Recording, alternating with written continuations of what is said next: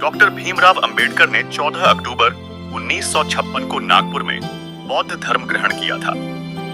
इस ऐतिहासिक अवसर पर उन्होंने अपने अनुयायियों को 22 प्रतिज्ञाएं, शपथ दिलाई, जिनके माध्यम से उन्होंने हिंदू धर्म की विभिन्न रूढ़ियों और अंधविश्वासों को त्यागने की अपील की और बौद्ध धर्म की शिक्षा को अपनाने का संदेश दिया। ये प्रतिज्ञाएं इस प्रकार हैं।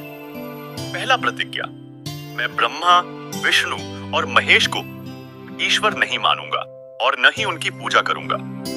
दूसरा प्रतिज्ञा, मैं राम और कृष्ण को ईश्वर नहीं मानूंगा और न ही उनकी पूजा करूंगा। तीसरा प्रतिज्ञा, मैं गौरी, गणपति और अन्य हिंदू देवी देवताओं को ईश्वर नहीं मानूंगा और न ही उनकी पूजा करूंगा। चौथा प्रतिज्ञा, मैं भगवान बुद्ध के सिद्धांतों और शिक्षाओं को मानूंगा। पांचवा प्रतिज्ञा, मैं बुद्ध के सिद्धांतों और उपदेशों का पालन करूंगा। छठवां प्रतिज्ञा, मैं ब्राह्मणों द्वारा किए गए किसी भी कर्मकांड को नहीं मानूंगा। सातवां प्रतिज्ञा, मैं यह मानूंगा कि सभी मनुष्य समान हैं। आठवां प्रतिज्ञा, मैं समानता स्थापित करने का प्रयास करूंगा। नवा प्रतिज्ञा, मैं अंधविश्वासों और अज्ञानता को छोड़ दूंगा।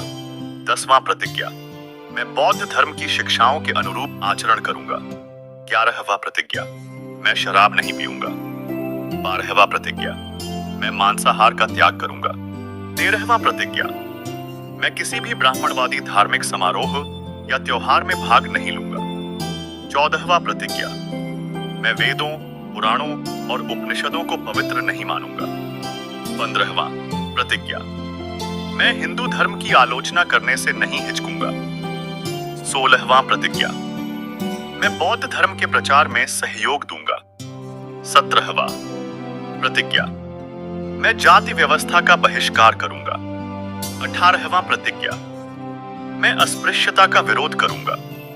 19वां प्रतिज्ञा, मैं हिंदू धर्म के रीति रिवाजों का पालन नहीं करूंगा।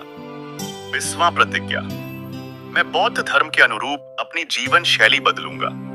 21वां प्रतिज्ञा, मैं धम्म की महानता में विश्वास रखूंगा और इसका पालन करूंगा। 22वां प्रतिज्ञा, मैं अपने जीवन में धर्म के मूल्यों और सिद्धांतों का अनुसरण करूंगा। दोस्तों, ये 22 प्रतिज्ञाएं बाबा साहेब अंबेडकर के जीवन दर्शन का अभिन्न हिस्सा हैं, जिनका उद्देश्य उनके अनुयायियों को सामाजिक बुराइयों और असमानताओं से मुक्त करना और उन्हें न्याय, समानता और भाईचारे के मार्ग पर चलाना था।